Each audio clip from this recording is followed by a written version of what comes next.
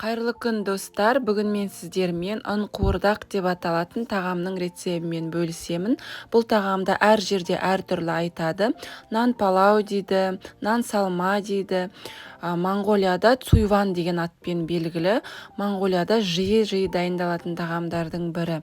Дәмі енді өте керемет болып шығады. Менің отбасыма өте қатты ұнады. Ал кеттік.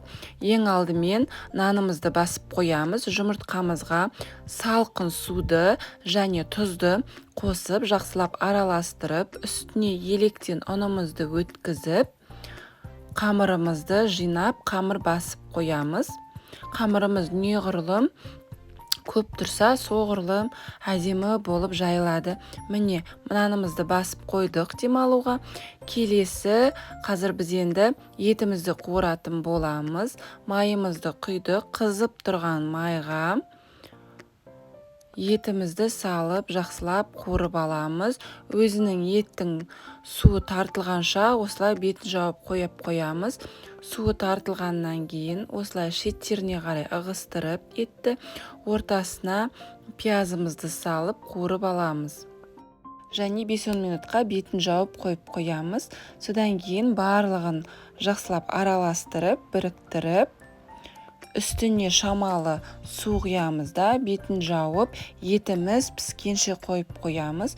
Етіміз піскеннен кейін бетіне тұздап, бұрыштап, әртүрлі дәмдеуіштер қосып, және тағы да кішкене 5-10 минут қуырып алатын боламыз, суы тартылғанша.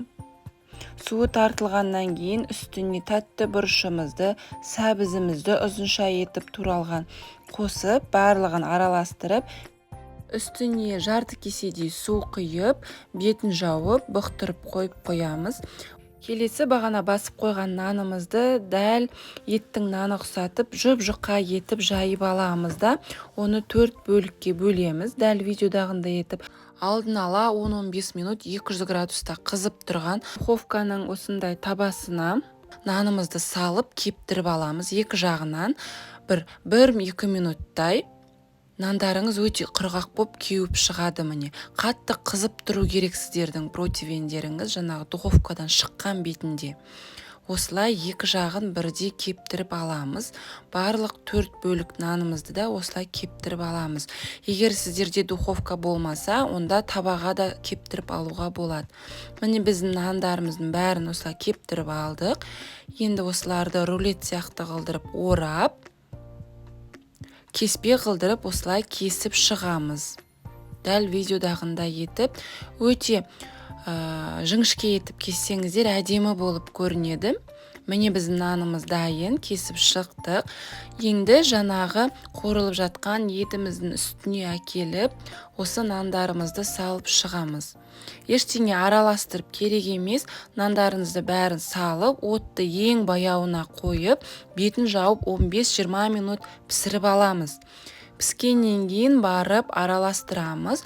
Нандарыңыз ешқандай жабыспайды. Міне, барлығын жақсылап араластырып, табаққа салып, дастарханға әдемі қылдырып, үстіне әртүрлі ас көк сеуіп, осылай ұсынсаңыздар болады. Ерекше дәмді тағам міндетті түрде жасап көріңіздер. Менің отбасыма өте қатты ұнады. Әрі өзі оңай дайындалады. Дәмі де ерекше болып шығады.